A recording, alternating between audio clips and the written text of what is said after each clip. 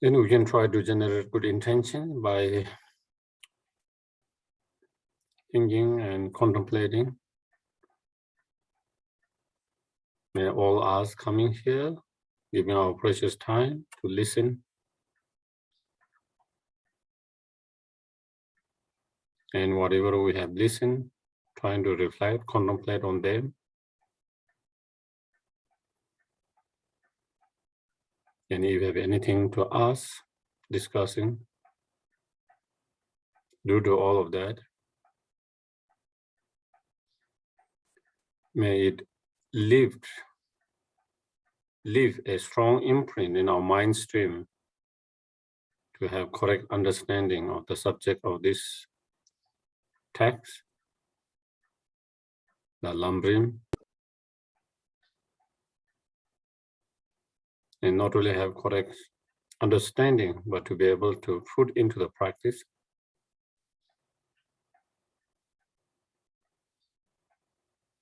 So we can have the spiritual experience or spiritual realizations within our mind stream.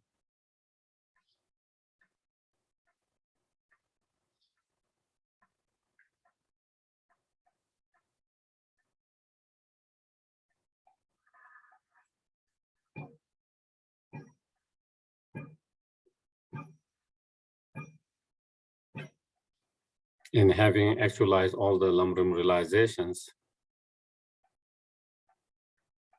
may we be able to achieve fully enlightened state as soon as possible, so we can be more and greatest benefit and help to each and every sentient beings.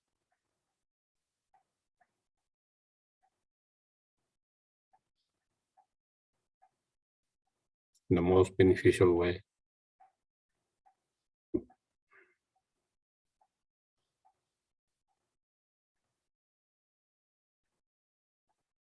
And lead them to fully enlightenment ourselves.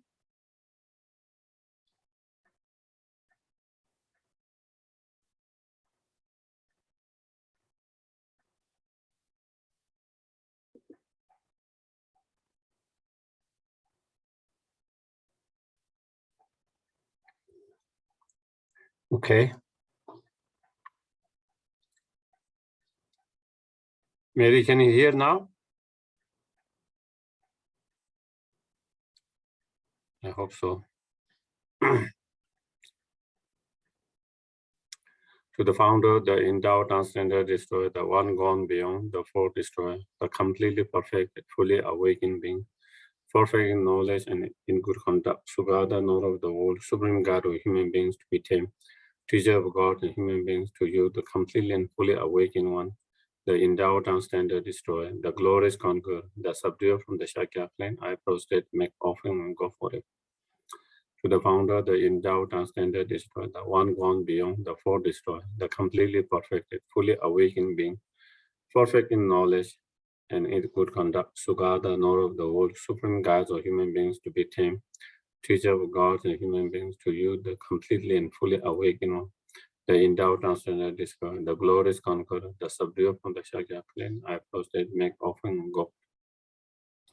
To the founder, the endowed, transcendent destroyer, the one gone beyond, the fourth destroyer, the completely perfected, fully awakened being, perfect in knowledge and in good conduct, Sugata, Lord of the world, supreme guides of human beings to be tamed, teacher of gods and human beings to you, the complete and fully awakened one, the endowed, transcendent destroyer, the glorious one, the subduer from Shakya plane, I prostrate, make offering and go for the use.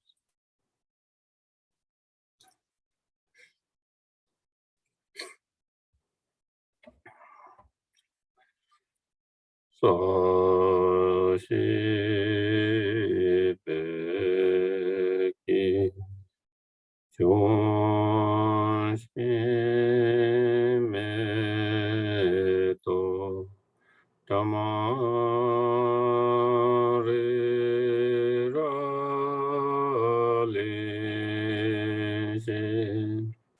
Nyende gembande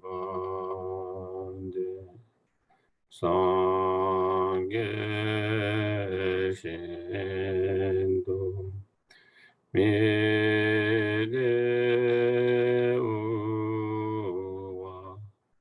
인도는 남한다 신라 주바라요 이당 구루라나 만달라가니야타야미.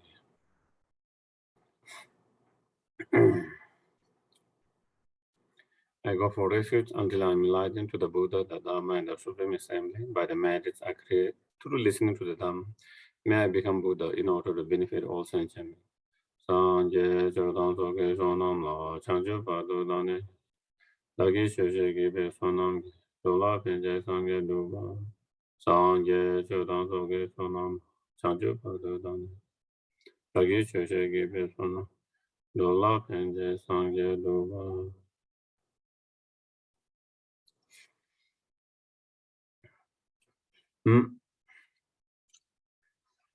So just to kind of again summarize a little bit of so again this text, short text by Atisha, Lamb to Path of Enlightenment. It explained the whole lumbering path, starting with the common practice of small scope, and then common practice of middle scope, and then the actual main practice of this text, the great scope of the Bodhisattva path or Mahayana path. And within that path, then there is how to generate the Bodhicitta mind, and having generated Bodhicitta mind, then taking the precept of expiring and engaging Bodhisattva's vows or precept, and after having taken the inspiring and engaging Bodhisattva vows or precept, then engaging the Bodhisattva practice or Bodhisattva contact of 6 perfections. And within that, then we completed the first 6 perfections, the practice of 6 perfections, which are the generosity, even though those are not explained explicitly here, but the practice of generosity, moral discipline, patience, and joy-seeking virtue, and meditative concentration on karma abiding and wisdom. So what is explained here from those 6 perfections, explicitly mainly the 3 ones, the practice of moral discipline and practice of meditative concentration and wisdom. That has been explained explicitly. The other 3 indirectly, in a hidden way, it is explained. But so, and last week we discussed about the 5th one, how to cultivate the karma abiding or meditative concentration. And within that, again, we went through the importance of need to gather all the conducive conditions. So when you actually engage in the practice itself, so the meditation becomes effective. And then the actual meditation itself, the actual meditation for cultivating the karma abiding, and so we also discussed about why we need to cultivate the karma abiding. And here Atisha explaining that we need to cultivate the karma abiding in order to have higher perceptions. And so through the higher perceptions, then we can benefit and help others. And so I think that is, and so from today, it comes to the wisdom part among the last of the 6 perfections.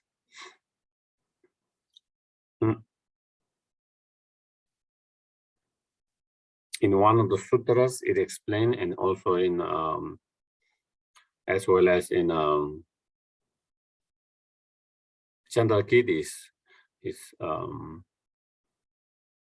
his commentary on middle way explains, the wisdom among the 6 perfections, the perfection of wisdom is most important. It's like the eyes. It explained the other 5 perfections is like the blind.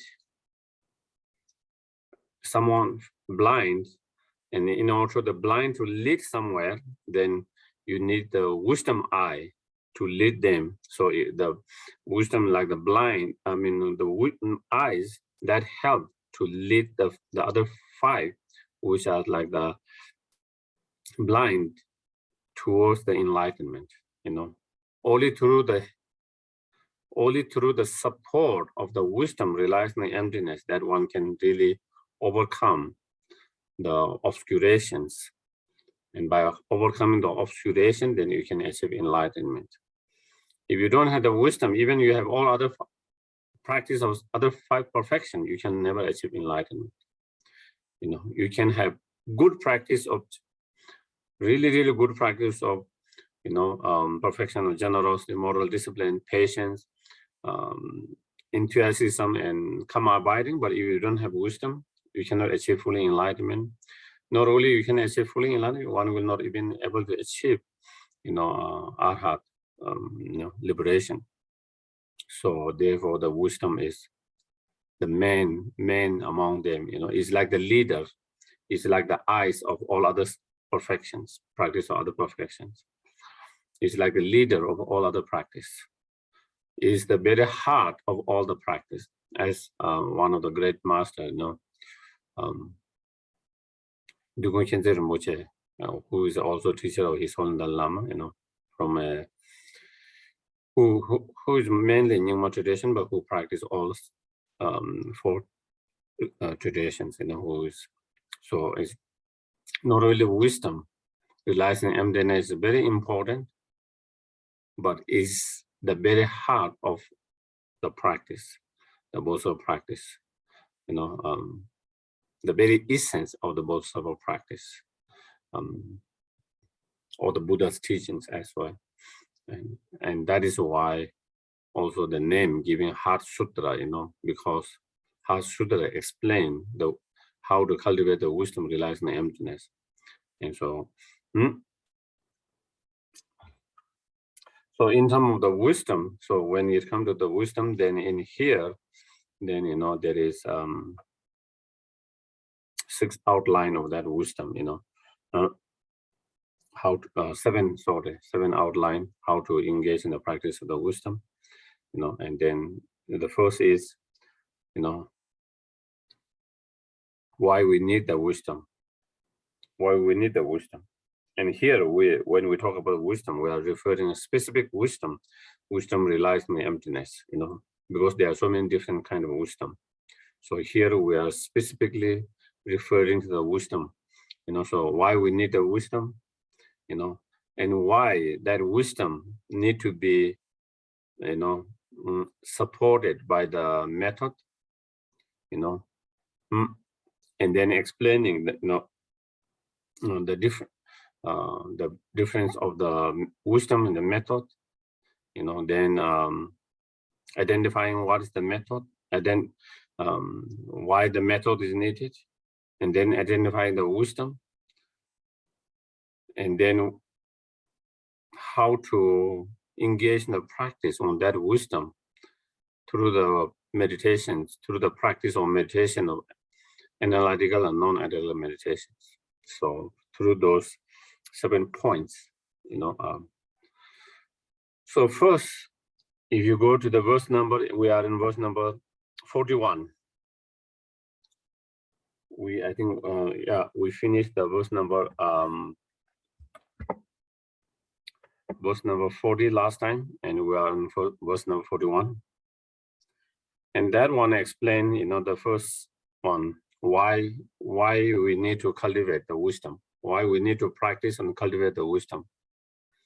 Okay, so in the verses 41, it says, when practitioner has gained and come abiding, higher perception will also be gained. So we talked about that in the past, in the previous verses, the need to cultivate karma abiding is so that we can have higher perceptions. And the reason to have higher perceptions is to be more benefit and help the sentient beings. And in order to help sentient beings, we need to have higher perception. And in order to have the higher perception, then we need to have karma abiding. So if you develop karma abiding, and after develop karma abiding, and we use that as a method of tools to cultivate the higher perception, then you want to be able to achieve the high perceptions. So high perception also begin. But even that is the case. So even though you might have tools, better tools to help and benefit more sentient beings, but without a practice of perfection of wisdom, the obscuration will not come to end. But without cultivating the perfection of wisdom, so perfection of wisdom is the wisdom realizing the emptiness directly. That is a wisdom realizing emptiness directly. That is being supported by the bodhicitta mind. Is the perfection of wisdom. So anyway, when we talk of the perfections, when you talk about 6 perfections or 10 perfections, or perfection general, say perfections of wisdom. When we talk about perfections, we can understand in 2 ways: as a result or as a path. When we understand perfection as a result, then that kind of perfection is only within the Buddhas. Only the Buddha has that perfections. But when you talk about, when you relate the practice as a path, to the result, then it is the practice of the bodhisattvas. The practice of the bodhisattvas. So sometimes that could be understood as a result. Sometimes it could be understood as a cause to that result. And here, of course, when we explain the bodhisattva practice, then it is the cause, the path. And when you talk about perfection of wisdom, if you try to be very precise of the term for perfection of wisdom, sometimes it's used very loosely, okay? The term, sometimes we use very loosely and sometimes we use very precisely. If you want to be very precise, what is the perfection of wisdom, then it is wisdom realizing emptiness directly, not only realizing emptiness, but wisdom realizing emptiness directly. Not only wisdom realizing emptiness directly, but that wisdom being supported by the bodhicitta mind is what, if you want to be precise, that is the perfection of wisdom. So for example, Arhat and others Arya on the path to Arhat, even they have wisdom realizing emptiness directly. Arhat has wisdom realizing emptiness directly, but that wisdom is not perfection of wisdom. Why is it not perfection of wisdom? Even though they have wisdom realizing emptiness directly, but because that wisdom is not supported by the bodhicitta mind. Therefore, that is not the actual perfection of the wisdom. The wisdom realizing emptiness directly within the mind stream of the Arhat. Also, on the other hand, the bodhisattvas who are on the path of accumulation, path of preparations, even though they have wisdom realizing emptiness, not directly, but they still have wisdom realizing the emptiness. And not only they have wisdom realizing the emptiness, that wisdom is supported by the bodhicitta mind, but still, if you want to be more precise, still that is not perfection of wisdom, because the wisdom realizing emptiness is not realizing the emptiness directly. So their wisdom is more kind of similar to the perfection of wisdom, or the cause of perfection of wisdom.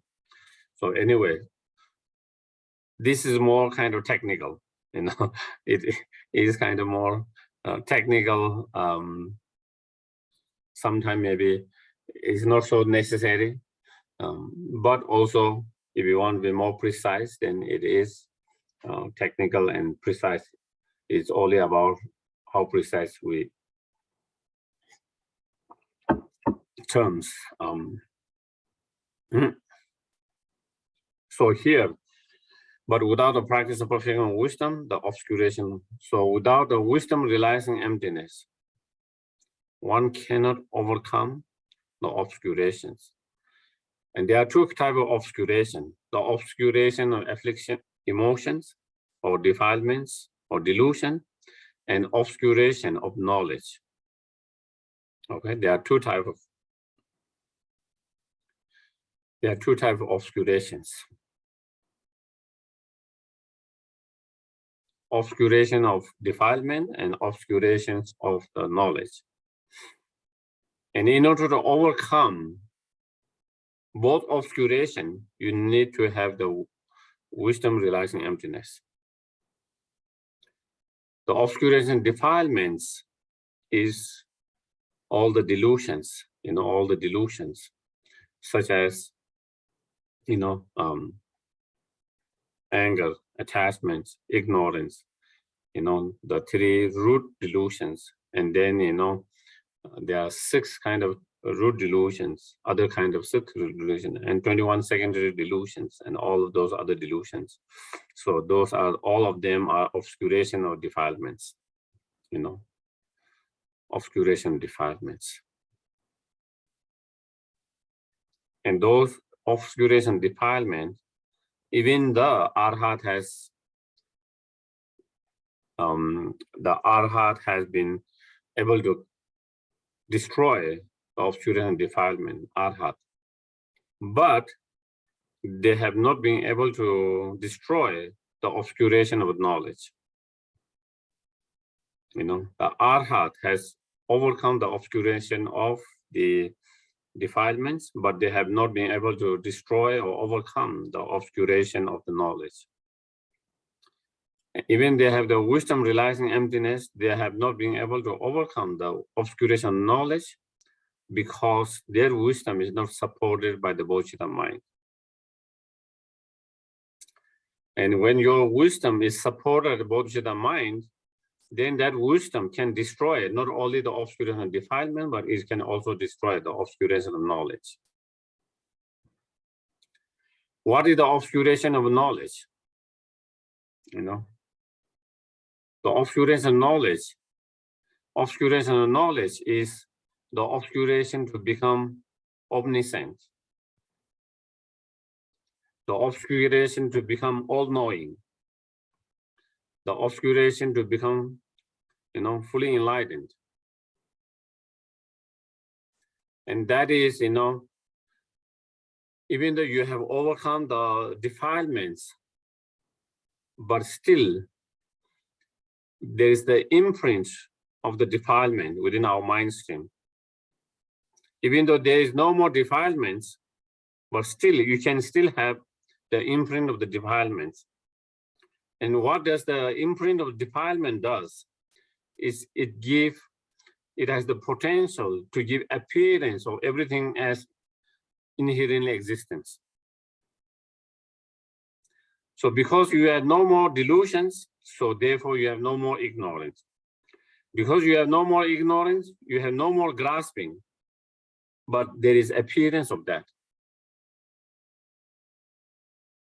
There is appearance of the objects as truly existence. Even though there is appearance of object truly existing, the person will not believe and grasp it because they understand it is a mistaken.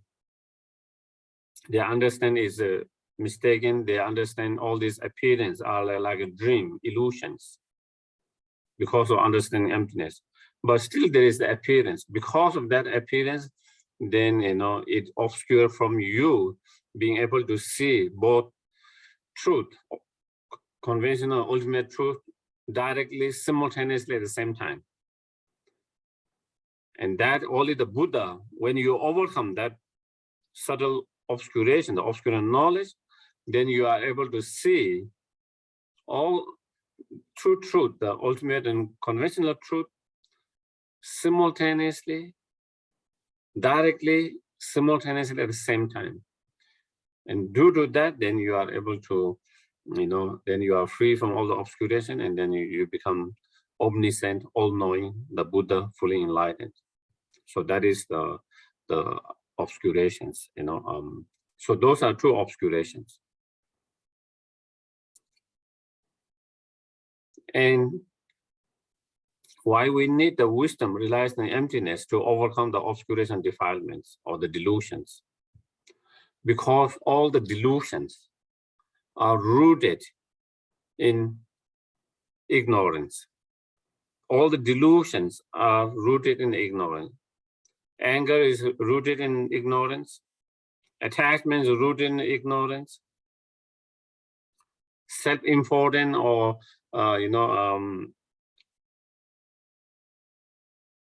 pride is rooted in ignorance. Greediness, miserliness, hatred, resentment, unhealthy doubt or delusional doubt, all of them, jealousy, all of them are rooted in that ignorance. So in order to overcome all the delusions, you have to cut the very root of all these delusions. That is the ignorance. Without overcoming the very root of all the delusions, you can subside the delusions from arising it, but you cannot get rid of them completely from the very root of it. So to be able to get completely from root of it, then you have to go to the very root of all this delusion, which is ignorance. And that ignorance is the ignorance that grasps, all phenomena, the self and all other phenomena to exist as truly or inherently.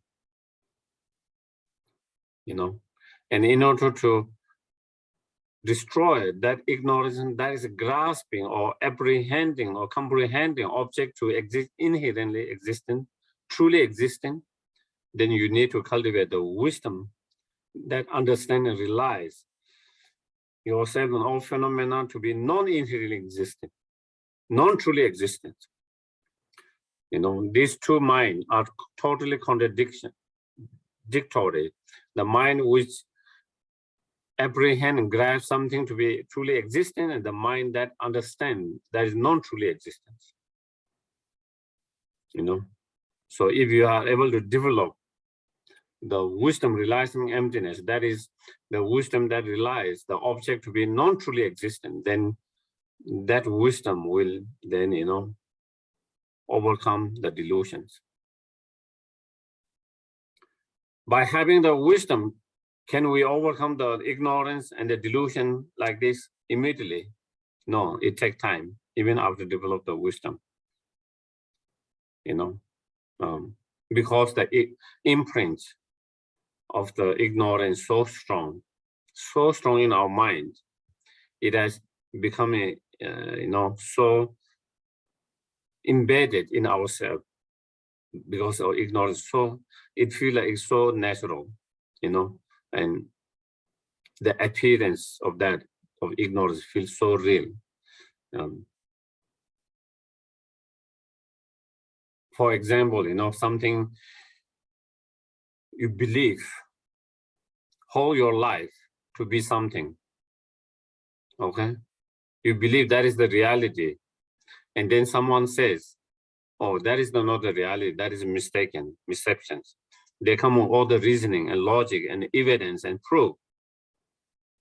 Even you see all the reasoning, even you see all the proof, evidence, it's not going to change your mind like that and give up, oh, I was totally wrong, You feel sometime, oh, maybe I was wrong, or I'm wrong. But then the other time, maybe this evidence is not really true. Maybe this is not true evidence. Maybe this is, so you still have that kind of doubt, even after you see all of that, because, the the imprint had been so strong and long. And so when we talk about the imprint from the ignorance, we are talking from beginning's lifetime, not just one lifetime. So strong, but slowly, as we try to practice, meditate, as your wisdom gets stronger, then, slowly, you will be able to convince yourself and to overcome the ignorance more and more. First, overcoming the gross level of ignorance, and slowly, a subtle level of ignorance. Slowly, that is how we can overcome the ignorance. And by overcoming the ignorance, which is the very root of all the delusion, then you can overcome all the delusions. And not only that, then when that wisdom is supported by the bodhicitta mind, then you can also overcome the obscuration of knowledge. So that is how. So that is what. That is why we need the wisdom. That is why we need to cultivate the wisdom. Okay. In order to end the both obscurations. Because in order to achieve enlightenment, fully enlightenment, we need to overcome those two obscurations. Without overcoming those two obscurations, there's no way one can achieve enlightenment, fully enlightenment. In order to overcome those both obscurations, then you need the wisdom, realize the emptiness. So that is the second one is, not only we need the wisdom, that wisdom need to be, associated or supported by the method. Okay, by the method. Or skillful means.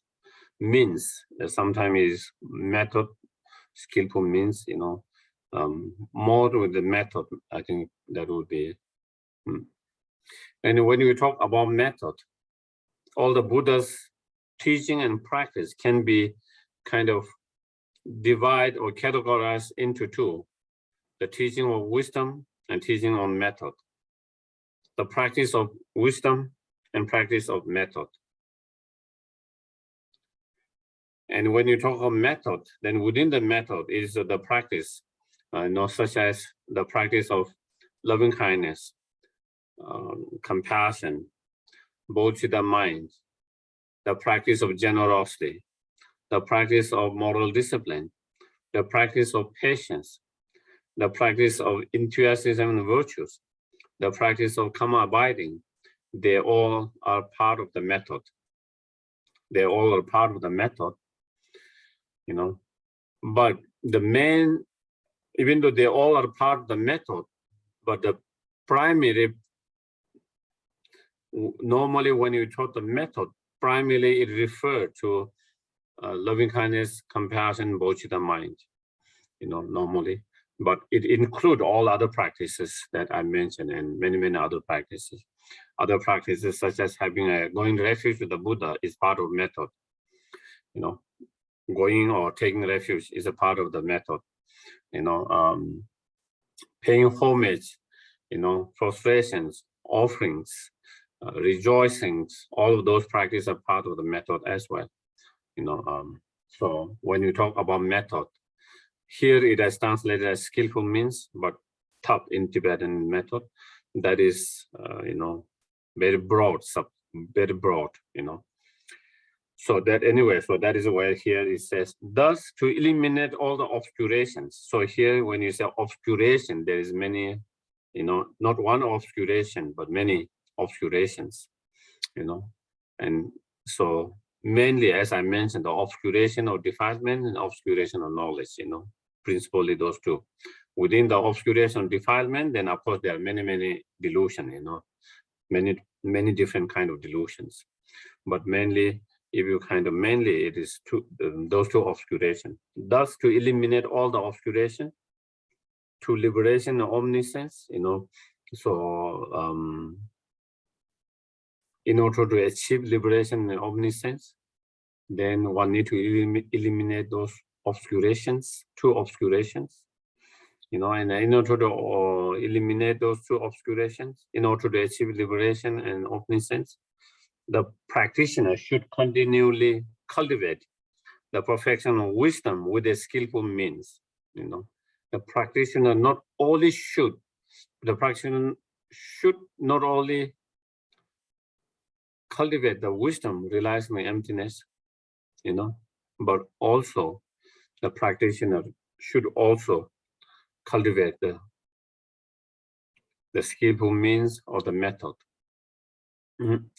And particularly loving kindness, compassion, bodhicitta mind, So that wisdom need to be done. As I mentioned, without the method of loving kindness, compassion, bodhicitta mind, just through the perfection of wisdom or wisdom realizing emptiness, even though one can overcome the obscurations of defilement, but one will not be able to overcome the obscurations of the knowledge. And in order to overcome all the obscuration, that means including the obscuration of knowledge, then you need the wisdom that is supported by the method. And therefore, the practitioner should engage in the practice in order to cultivate both the wisdom and the method. Both the wisdom and the method. So that is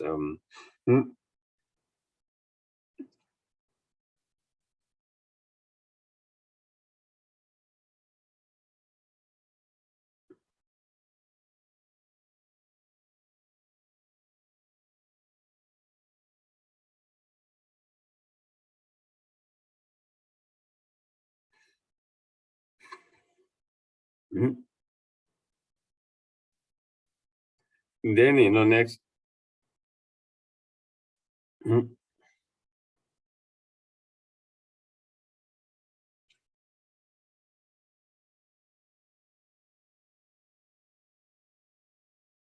Why that wisdom need to be supported by the method is, wisdom without skillful means or the method,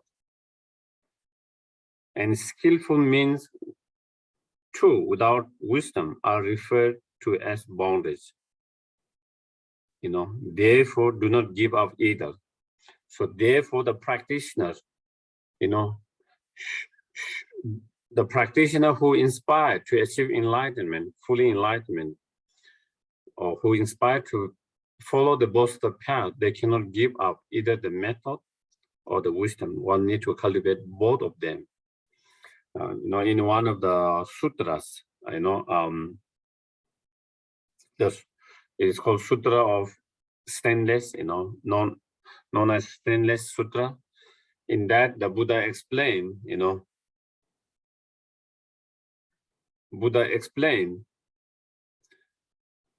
method without wisdom is bondage. Method without wisdom is bondage, but method with wisdom is liberation. In the same way, wisdom without method is bondage, and wisdom with the method is liberation. So the source of this, that is why he is referred as a bondage. Referred by what? Referred in that particular sutra by the Buddha, And the reason is that, for example, as I mentioned before, why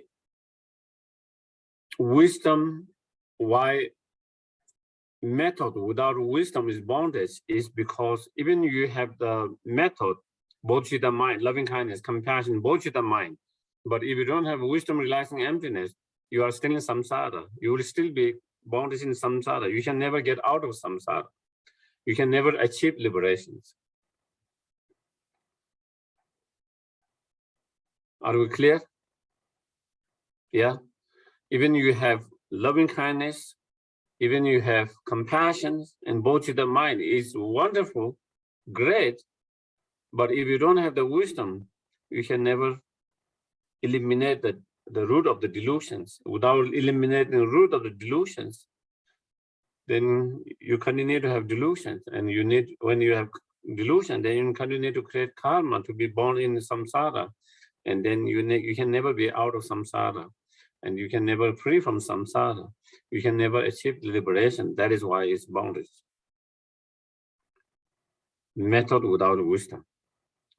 On the other hand, if that method is being supported by the wisdom, and you cultivate the wisdom, then you can, through that wisdom, you can overcome the root of the delusion. By overcoming the root of the delusions, the ignorance, you can overcome the delusions.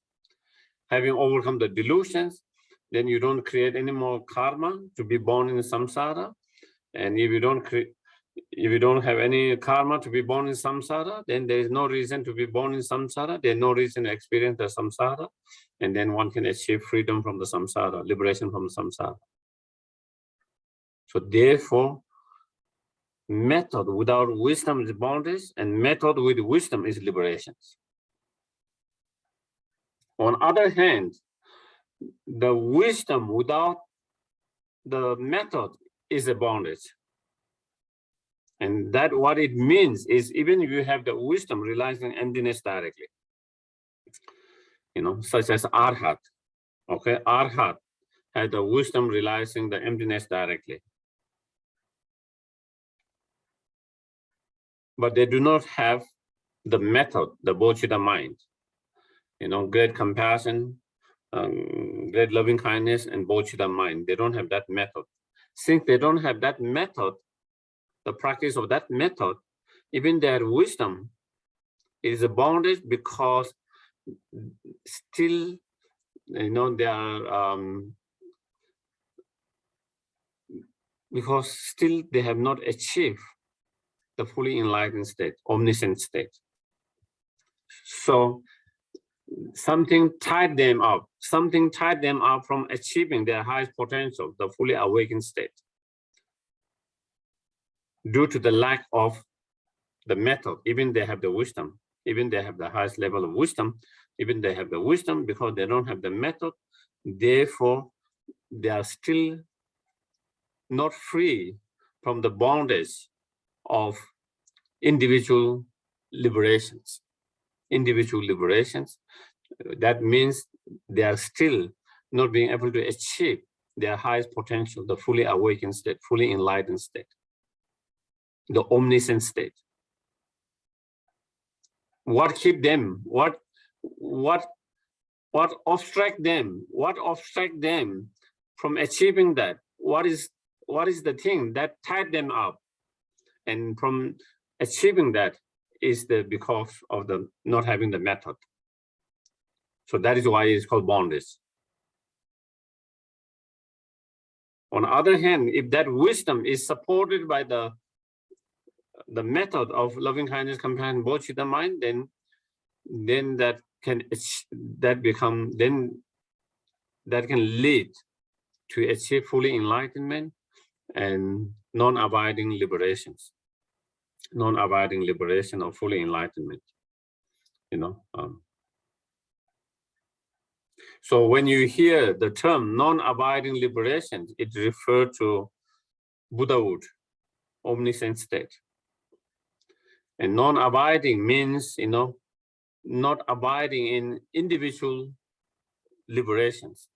That is what the Arhat are abiding in individual liberations, individual blissfulness. Whereas Buddha do not, abide in such individual liberations, but instead they aspire to achieve fully enlightenment for the benefit of all sentient beings. So that is why it is we use the term non. Therefore, that being the case, therefore do not give up either. Therefore, we shouldn't give up either the wisdom or the method. We should try to work to cultivate both method and wisdom.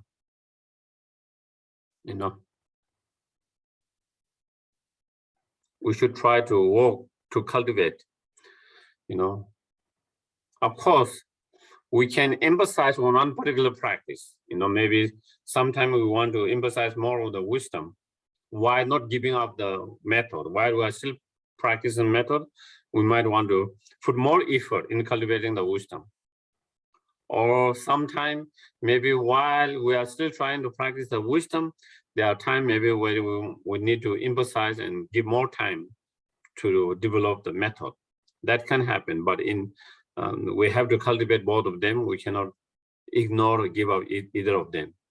Both of them are crucially important, equally important to achieve full enlightenment, equally important to eliminate both obscurations.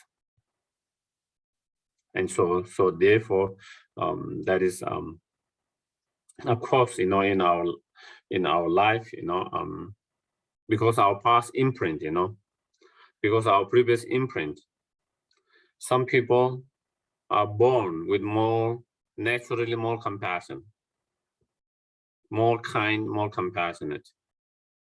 There's people from the very young childhood, regardless of what their condition they grow up in, even they grow up in a very bad conditions, very violent conditions, in a very negative conditions, still there are people who end up growing very kind, compassionate person. Naturally being very kind and compassionate. For them, they have a strong imprint from the past of method. But maybe then they might lack the wisdom part. Maybe they might have difficulty with understanding the emptiness and understanding emptiness and being able to cultivate the realization emptiness. So maybe they might need to focus more on the wisdom, because that is their weakness, whereas method is their kind of strongness. So in one area or one quality of those two, someone is very strong.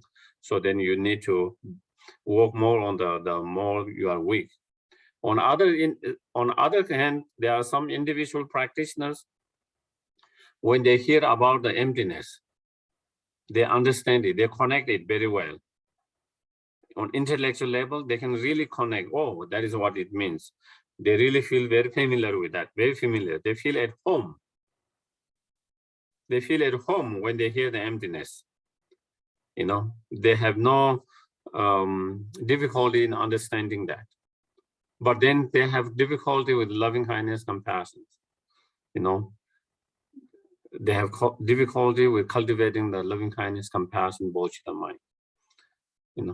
And again, I often hear different individuals, some people who struggle with compassion, who doesn't struggle so much on emptiness. On other hands, I also hear some people who doesn't have difficulty and struggle with the compassion, but when it comes to emptiness, they really struggles.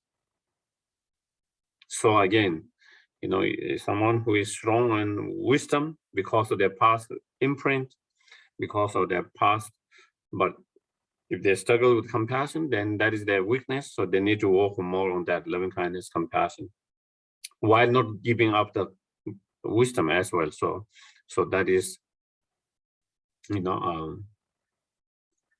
need to work on both of them, but at the same time, in certain time in our life, we need to focus on certain area of that, depending on what we need to work more on. Even among the bodhisattvas, there are two different approach. There are bodhisattvas, some are bodhisattvas who cultivate bodhicitta mind first, and then after that they cultivate the wisdom, realizing emptiness. Then there are some other bodhisattvas who cultivate the wisdom, realizing emptiness first, and then after that they actualize the bodhicitta mind.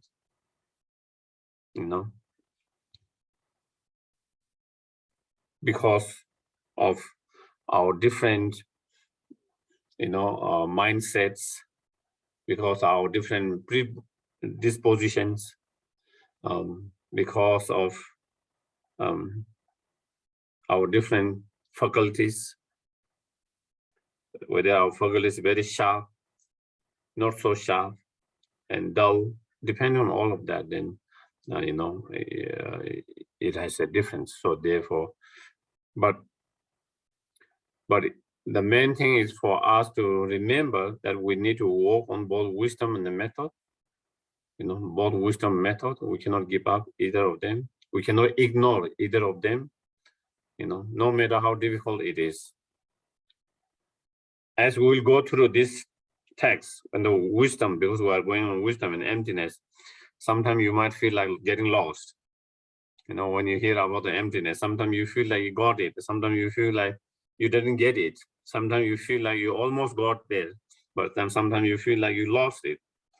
But despite all of that, no matter how difficult it is, it's such an important. So therefore, we need to not give up, continue to study, continue to reflect, continue to contemplate on them.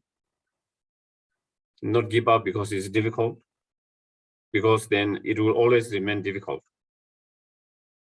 Then it is always going to be difficult.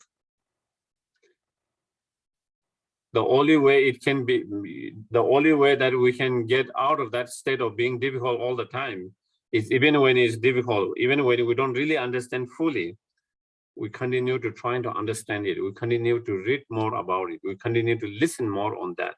We continue to do more reflection on that.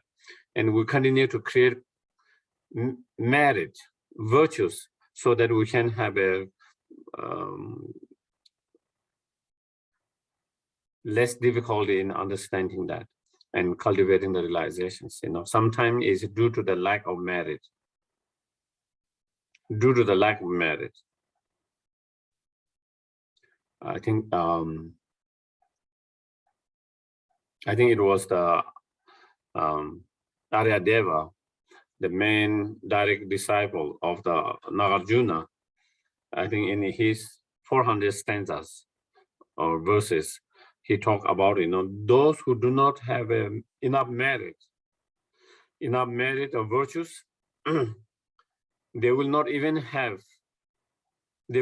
hear the emptiness, the teaching on emptiness.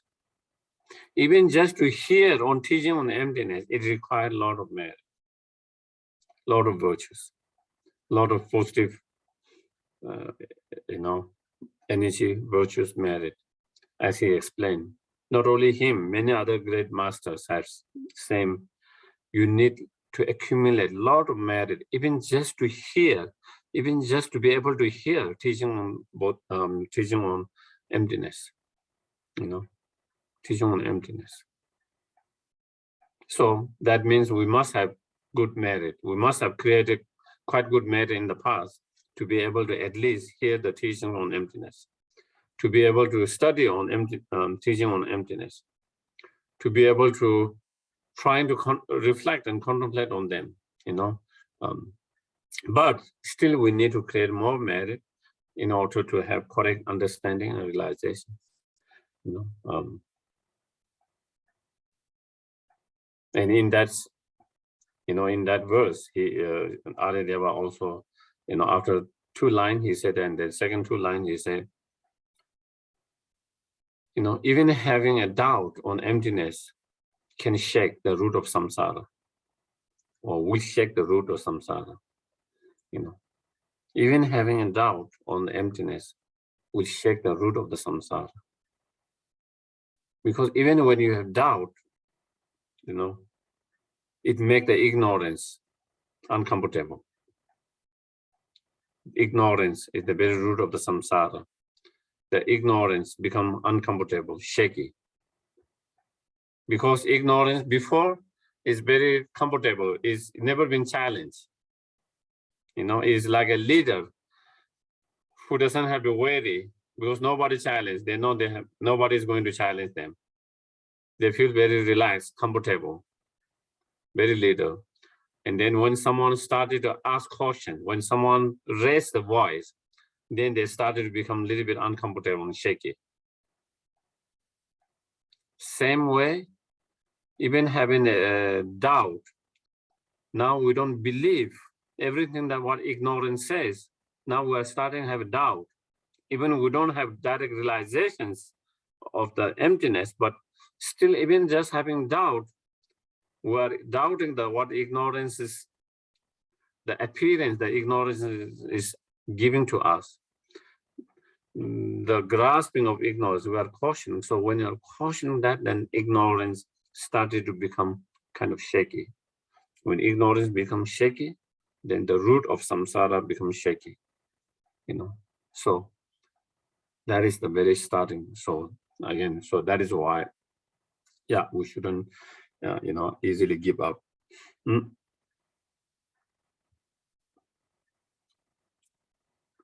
And then next one is, here,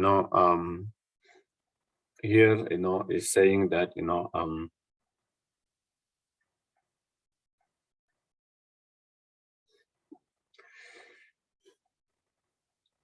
Atisha kind of making kind of, commitment or promise to be able to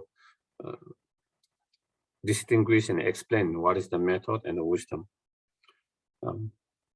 To eliminate, so that is verse number 44, to eliminate doubt concerning what is called wisdom and what skillful means. So if we have any doubt, if anyone has any doubt what the wisdom is and what the method of skillful mean is, so then, if you have done doubt concerning that, then Atisha says, I shall make clear the differences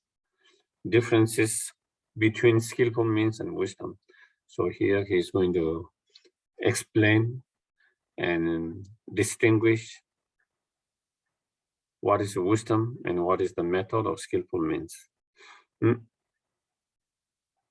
So I think I already kind of described all the before. And so then now he's describing, what is the method of skillful means, describing what is the method of skillful means. Apart from the perfection of wisdom, all the virtues practice, such as the perfection of giving, are described as skillful means by the victorious ones, by the Buddha. So basically here, all the virtues, so it completely, such as as I mentioned, the practice of generosity, moral discipline, patience, enthusiasm, calm abiding, all other virtues practice, such as the renunciations, such as the practice of renunciations, the virtues, such as the practice of, refuge, going to refuge, devotions, making offerings to the gurus, Buddhas, Bodhisattvas, paying homage to them, praising them, doing the practice of purifications, cultivating loving kindness, compassion, bodhicitta mind, all those different virtues, are the practice of method or skillful means.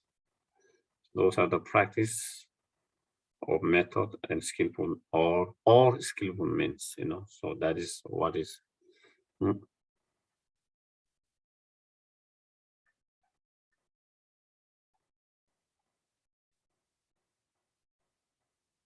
And the method, the practice of the method or skillful means is the principal cause of the Buddha's,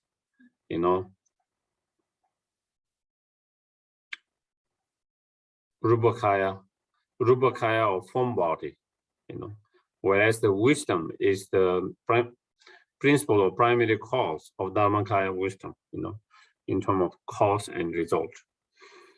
The perfections of giving such, so that is, so that is the, descriptions of what it means by describing the skillful means or the method. And next is, why we need the method, why we maintain the method, why is it important to have that method or skillful means, so then in verse number 46, That is the explanation of that, you know.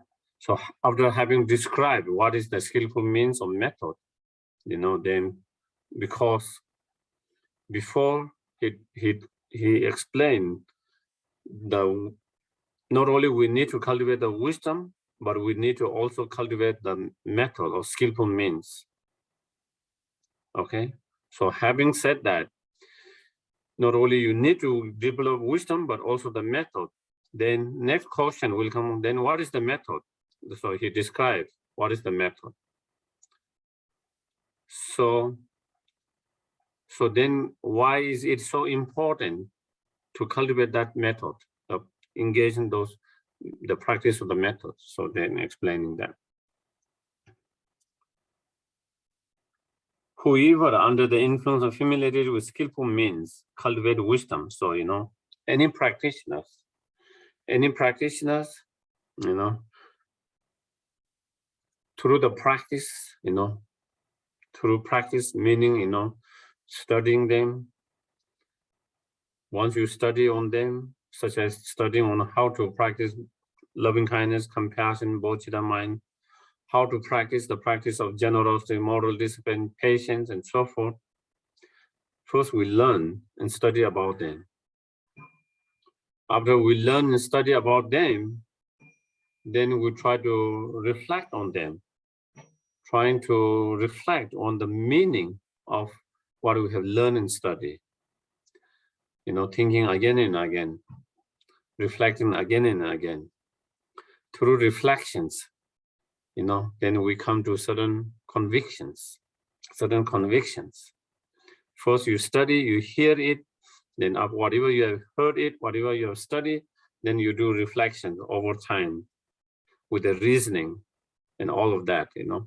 And through reflection, then it gives you more convictions in those practice, in those teachings, those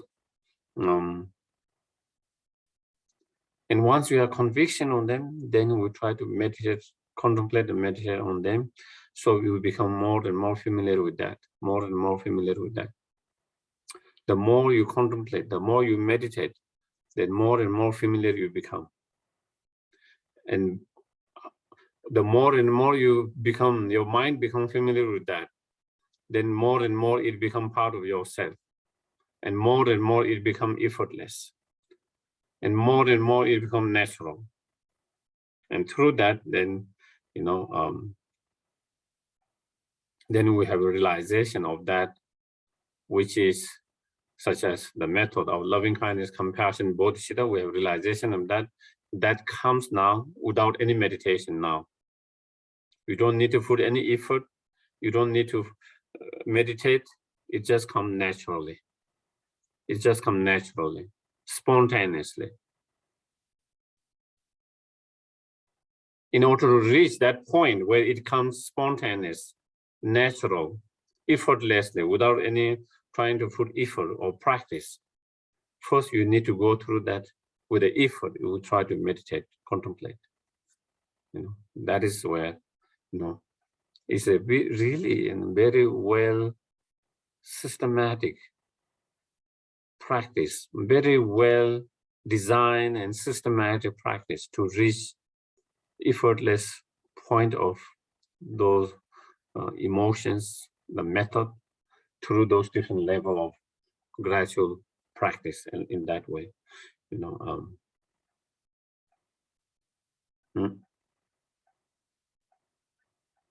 So then, you know, once we reach that, then you don't need to meditate. You don't need to put so much effort to meditate. You know, the feeling of loving kindness, compassion come very naturally all the time, naturally. You know, when you experience any kind of circumstances with any sentient beings, that love, compassion, bodhicitta mind just arises without any effort. You know, so that comes through familiarity on practice, familiarity with the practice. The familiarity comes because we have been meditating, contemplating again and again and again, you know, over the times. So that is why whoever under the influence of familiarity with a skillful means, the method or the skillful means Together with that, cultivate the wisdom, cultivate wisdom will quickly attain enlightenment. Quickly attain enlightenment. So if you have the wisdom that is being supported by the skillful means of method, then you will achieve enlightenment very easily, very quickly. Because one has gathered all the conditions to achieve enlightenment. Because when you have gathered all the conditions to achieve enlightenment, then enlightenment is not difficult. Enlightenment is not too far away, And enlightenment can come easily because you have gathered all the conditions, because you have gathered all the right conditions. And all the right conditions is the wisdom and the method. The wisdom and the method of the skillful means,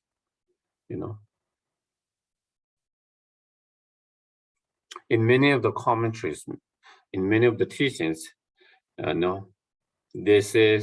they explain, whether if you have to decide, whether it is better to achieve arhat first and free from the beast samsara and all the delusion, and then enter the Mahayana path, because now you are no more, you don't have any suffering, you are no more samsara, you are no more delusions, and then if you enter the Mahayana path, then it will be easier because you have the wisdom, you have the karma abiding, all those practice.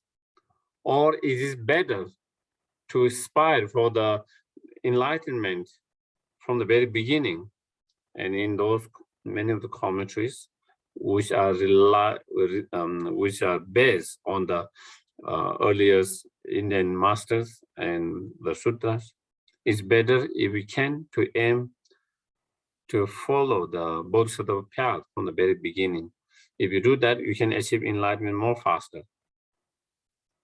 They say, if you first go to the achieve arhat, once you have achieved arhat, there's so much blissfulness. When you are free from all the delusion, there's so much blissfulness. And you can get kind of,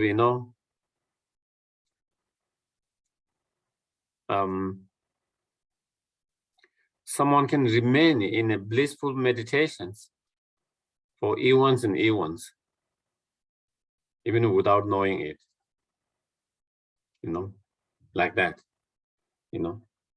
And so therefore, even when they enter the Mahayana path, trying to cultivate loving kindness, compassion, bodhicitta mind, because they're so strong familiarity and influence of that blissfulness, they can't stop but go into that blissfulness time to time.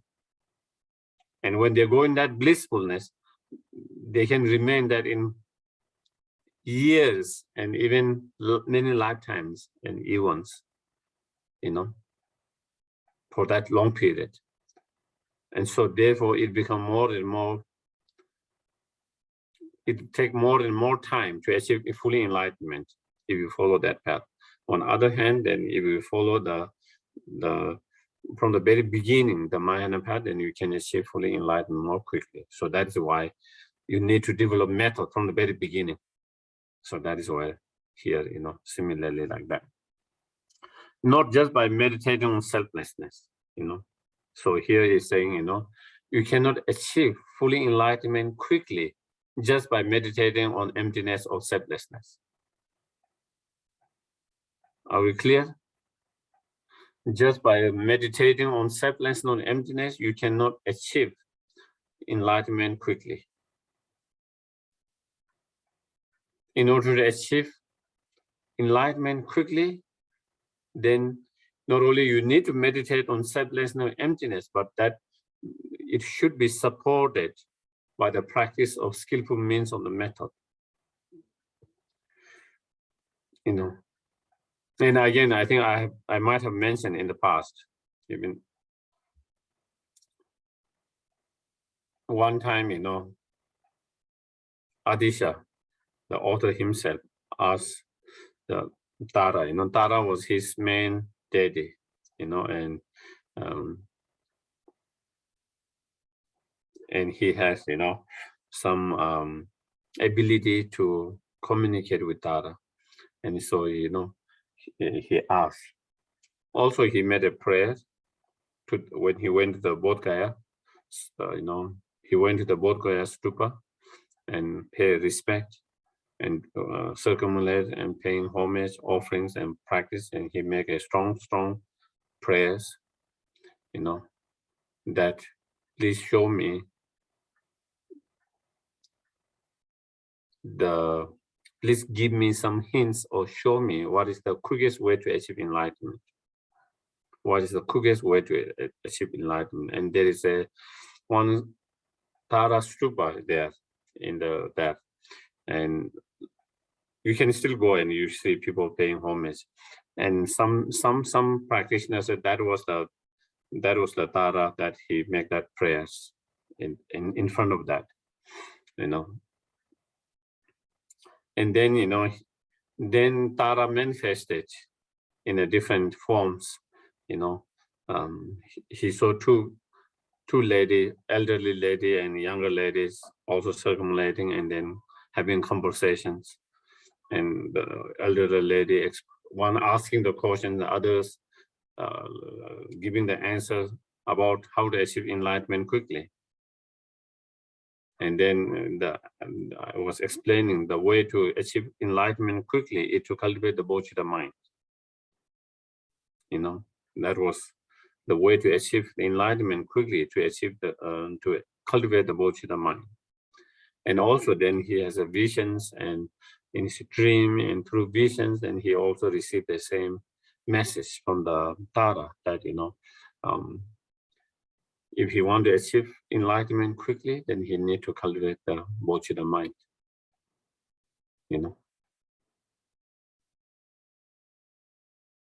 And that really inspired him.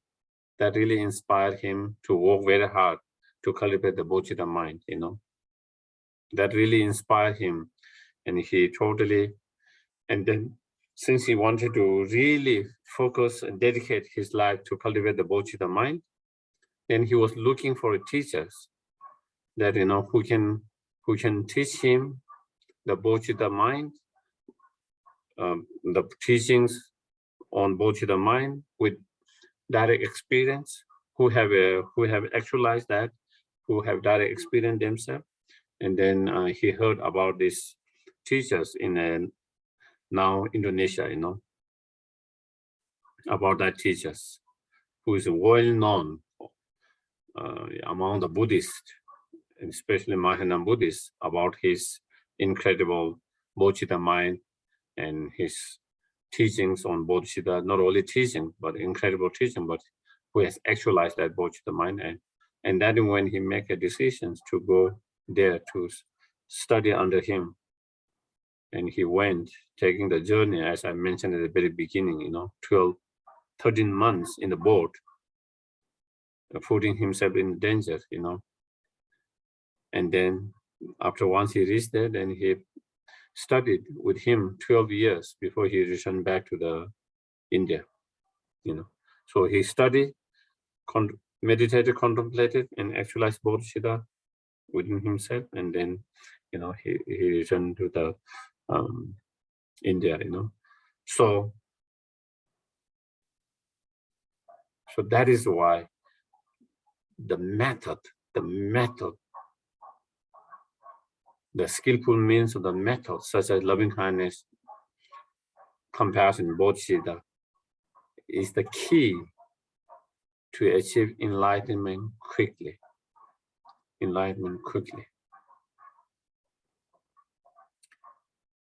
And therefore, that is why here Atisha explaining why we need to cultivate the practice of the skillful means of the method. And again, he's sharing that with his own direct experience. He's sharing with that his own direct experience,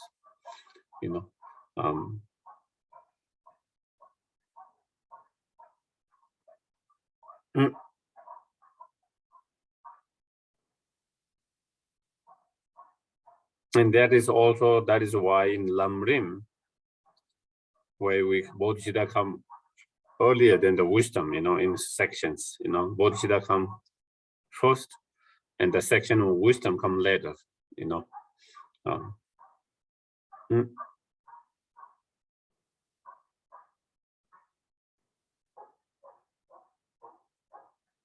Yeah. Does anyone any questions now?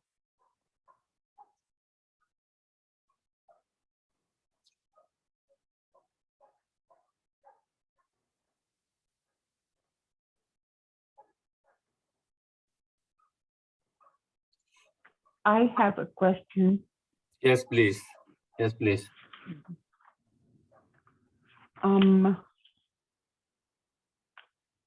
So earlier you mentioned that compassion may be more easily present from a strong imprint, and I wondered if that's similar to karma then, or is that very different?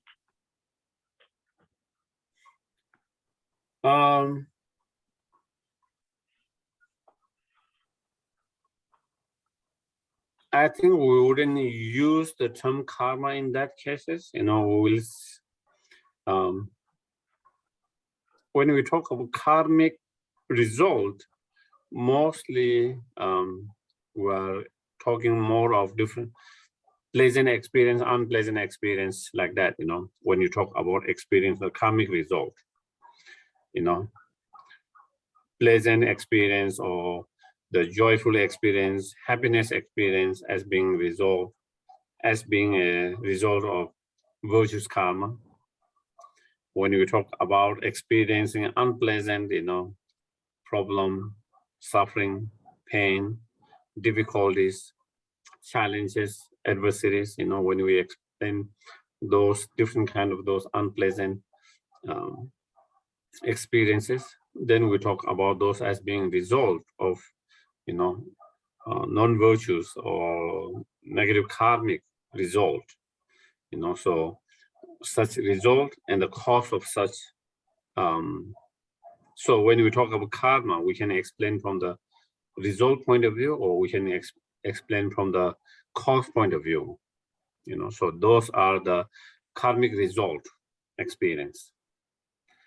All the cause that lead to such result, such as the non-virtues and negative actions, different negative action and non-virtuous actions, are the karmic seed or karmic cause for such a result. So from the cause and result point of view, in relation to different experiences and cause of those different experiences. But here, normally we don't use the term so much of loving kindness as being a karma or past practice, or the wisdom relies on emptiness as being a karmic result of past practice. We don't use that term in that so very often, or we don't use the term, but in a way, maybe, I don't know, if we just talk from cause and effect, then of course it is a result of certain cause, and the certain cause of past practice and imprint of that practice. But in generally, we don't use the term it as a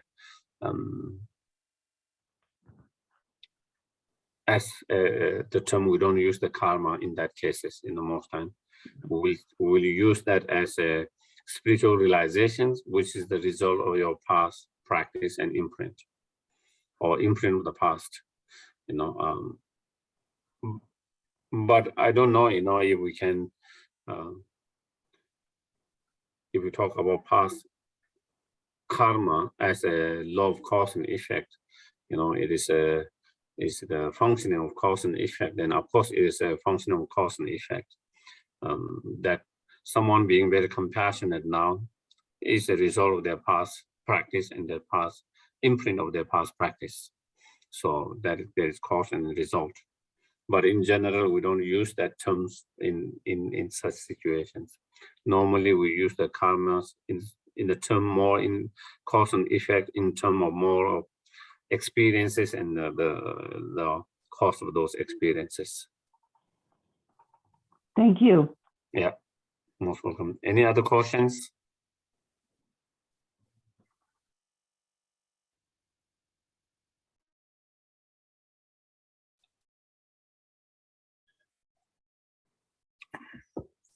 Any questions or any yeah, we still have maybe few minutes, couple of minutes.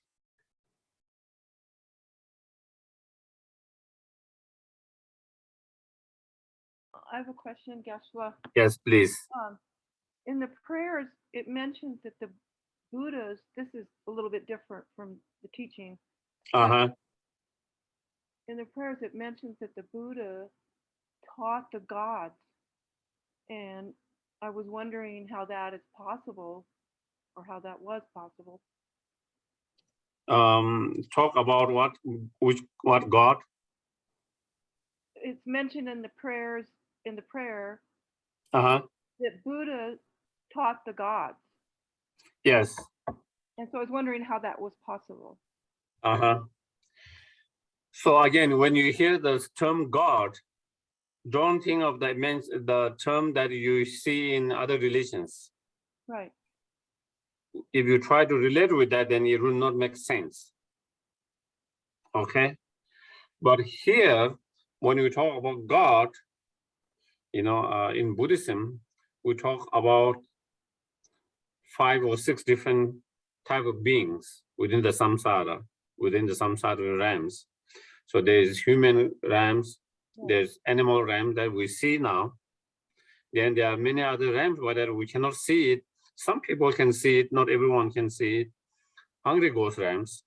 There are practitioners, some people who have encountered hungry ghosts, spirit, some hungry ghosts like that, So not every being can see them, not everything can interact with them, but there are certain beings, practitioners, masters who have been able to see them and who have interact with them, so they're the hungry ghost realms.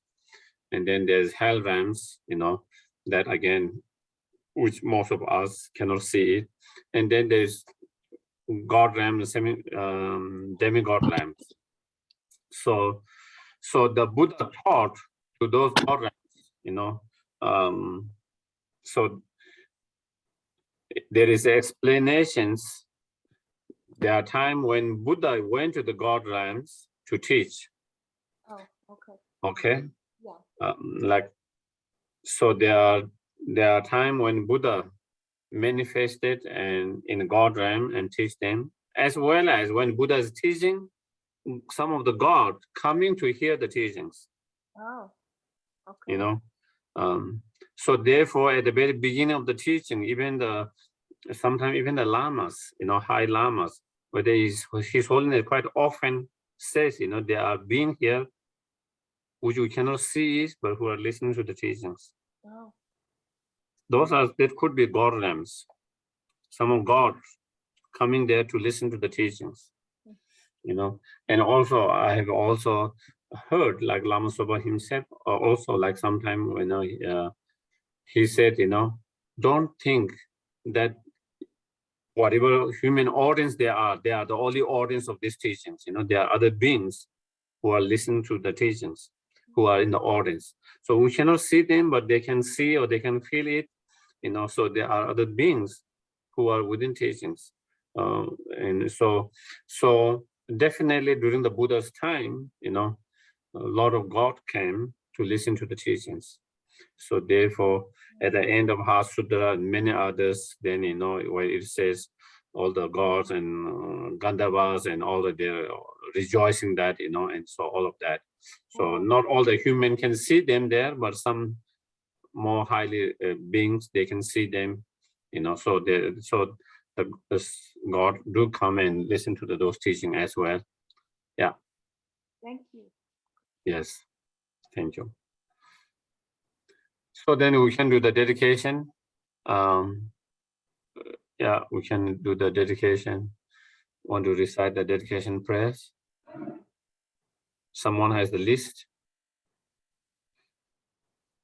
Yes, I have the list. Okay. Okay, so our dedication list for the merit from listening to these teachings. May those who have obstacles overcome them. And on that list, it's Alyssa, Laura, Tavio H, Joe J, all people caught in a state of conflict, Stella, Pimene, and Mara. And for those suffering illness, may they quickly overcome their illness, and that would be Jane Braswell, Michael Malone, Uma, Ralph C, Dorcas, Judy L, Susan P, Kathy N, young woman with brain cancer, Pimene's mother, Leonard P, Ben Ray Lujan, Roger Montoya, Catherine, Leonard Peltier, Jim Bailey, Mary Smith, Walter R, Diane Lindsay, Stephen, Michael, Cecilia, Susan, Carol, and Sean. We'd like to add a couple. Certainly. Okay, David and Louise. Okay. Okay. Oh, no, that's gonna look like Louise. There we go. All right. And then Louise, can you please add Rob Hawley? Bob, No, Robert Hawley, Rob Hawley. Rob Hawley. Okay. Okay. And those who have died recently, may they have perfect human rebirths and enter the path to enlightenment. And they are Steve Citrullo, Cranberry the Cat, Michael Kirst, Virgel Gomez, Tit Nalton, Jason Rowena, Corky Hawk, Patricia Maroney, Dr. Paul Farmer, and D. Romero.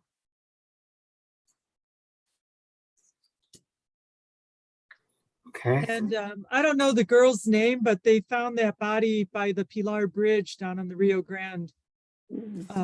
So that young lady. Okay.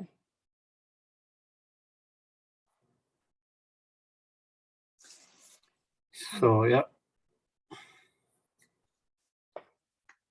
Gyawadi nyoto ta Lama sangye tu gyone Doa chi gyama lupa Te sala kwe ban sho Changjo semcho rinpo che Ma ke pa na ke kyo che Gyawa nyamba me ba yang Kong le kong tu pe wa sho Jigden kamde pende malu ba kangle chungwe sambe yeshe no katin chungme denzen gyaso la sowa deso tuje lundo sho.